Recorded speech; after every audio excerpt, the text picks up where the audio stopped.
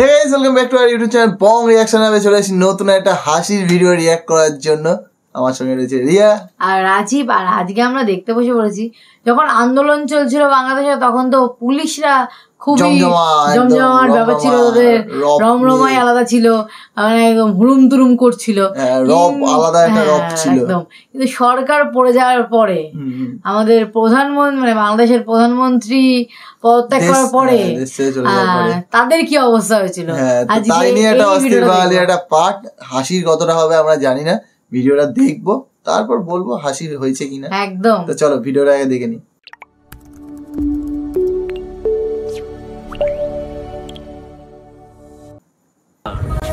তখন মা বলে ভাগছে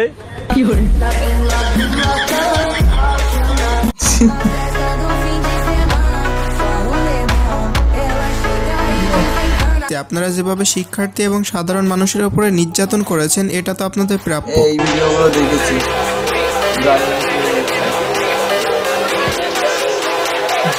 বাচ্চা পেয়ে যাচ্ছে তো সাব্বাস।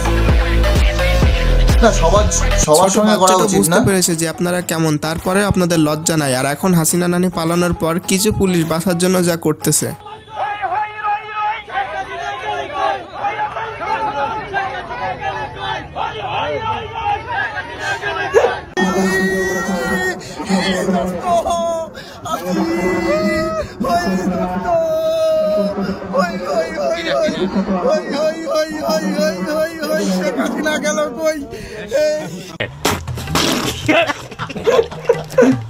হ্যাঁ বাঙালি বোকা হইতে পারে কিন্তু এতটাও বোকা চোদা না, তাই এইসব করে লাভ নাই। মনে কি পড়ে না আপনারা পুলিশটা যা করছিলেন?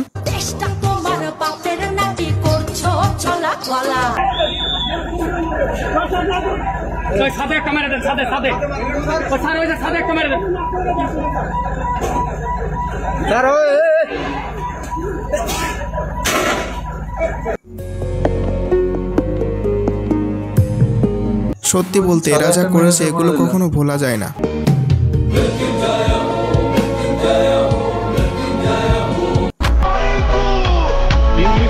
আমরা কিছু করিনি।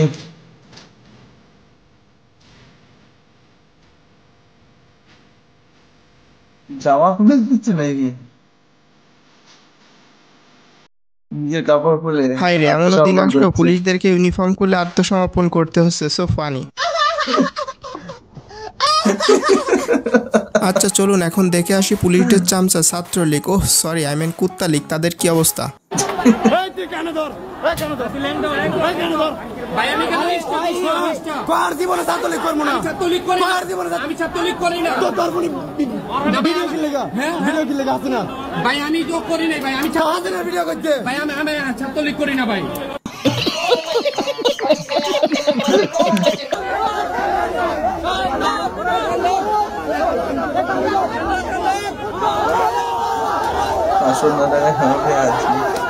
অবস্থা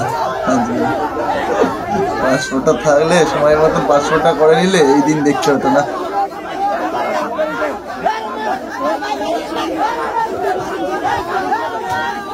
আরে তোদের বাপ তারাই তো স্যালেন্ডার করছে, আর তোরা তো কোথাকার কুত্তা লীগ মাতার চোদ।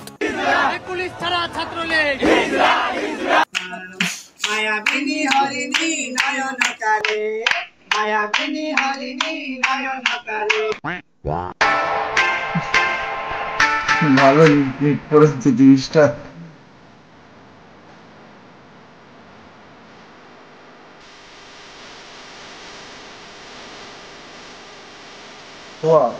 হাই রে কি কষ্ট, সারা জীবন পা চাটলেন, এখন তো একটু কষ্ট করতে হবে। চালিয়ে যান, আপনাদের সাথে এটাই যায়।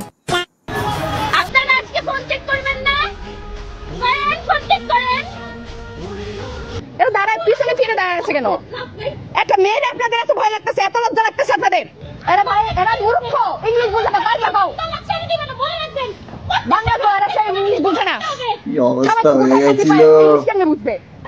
আপনারা যেভাবে প্রিপারেশন নিতেছিলেন মনে হয় ভাবছেন যে ছাত্রলীগ মার খাইতেছে, তাই ড্রেস আপ করে তাড়াতাড়ি প্রিপারেশন নিছেন। যখন দেখছেন যে আসলে না ছাত্রলীগ পিটাইতেছে, তখন ঠিক আছে, মনে মনে একটু শান্তি পাইছেন। যাক, আপু তো পুরোই পুলিশদেরকে ধুয়ে দিল, যাক আমার কাছে ভালোই লেগেছে। তবে আমি শেষে একটা কথাই বলবো, পুলিশ এবং আরো যারা অন্যায় করেছে তাদের শাস্তি অবশ্যই পেতে হবে। আর একটা কথা বলি, হাতের 5টা আঙুল কিন্তু সমান না, তাই সব পুলিশও খারাপ না, কিন্তু ওই যে তারা অন্যায় করেছে এই জন্য আপনাদেরকে একটু শুনতে হবে। তাই আমি বলি কি, এখন থেকে ন্যায়ের পথে থাকুন, আস্তে আস্তে আপনাদেরকে সবাই গ্রহণ করবে। আর ভাই আমি ছোট মানুষ, এইসব পলিটিক্স ব্যাপারে খুব একটা বুঝি না, তবে হ্যাঁ আপনাদের মতামত কমেন্টে জানাতে পারেন। আমি আজকের মতো বিদায় নিচ্ছি, দেখা হবে পরবর্তী ভিডিওতে। কিরে সামসারা, তোকে মা বলে ভাগছে?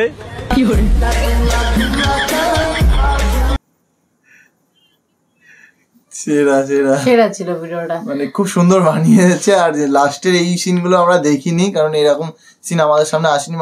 নর্মালি যে নিউজ চ্যানেলগুলো কভার করছিল পরে যায় না, এই সিনগুলো আর অতটা দেখতে পাইনি। তখন ওই সংসদ ভবন এই নিয়েই ব্যস্ত ছিল, সবাই যখন ঢুকছিল সংসদ ভবনে, তারপর অনেক কবর খুঁজে পাওয়া গেছিল, ওইগুলো বেশি আর কি দেখাচ্ছিল। তখন পুলিশদের কি অবস্থা ছিল এটা দেখিনি, কিন্তু কিছু কিছু সিন সামনে এসছে ফেসবুকে, রিলসে, সেগুলো দেখেছিলাম, মজা নিয়েছিলাম। বাট আজকে একটা অস্থির বাঙালির পার্ট দেখে ভালো লাগলো, একদম ভালো লাগলো। সত্যি তারা অনেক অত্যাচার করেছে, তো তাদেরকে এইটুকুতে সহ্য করতেই হতো, কিছু করার নেই। একজনের জন্য সবাইকে কথা শুনতে হবে, এটা স্বাভাবিক ব্যাপার। এখানে একটা পদ নিয়ে কথা হচ্ছে, কারণ যেহেতু কিছু পদ মানে মানুষ তোকে তো ওইভাবে চেনা যায়নি যে কোন মানুষ কাকে মেরেছে, বিষয়টা পুলিশ মেরেছে এদের, এটাই স্টুডেন্টকে মেরেছে। তো অবভিয়াসলি পুলিশ মানে সবাই পুলিশকে বোঝাবে, মধ্যে কে মারছে কে ধরছে সেটা তো দেখা যায় না। অবভিয়াসলি পুলিশ মানে সব পুলিশকে বোঝাবে, তো যারা দোষী নয় তাদেরকেও শুনতেই হবে, এটা কিছু করার নেই। তো যাই হোক, ভালো লাগলো, ভালো একটা ভিডিও ছিল, মজাদার লাগলো। তো তোমাদের কেমন লাগলো বা তোমাদের কি বক্তব্য একদম কমেন্ট বক্সে লিখে ফেলো। দেখা হচ্ছে নেক্সট ভিডিওতে, ততক্ষণ ভালো থেকো, সুস্থ থেকো, টাটা।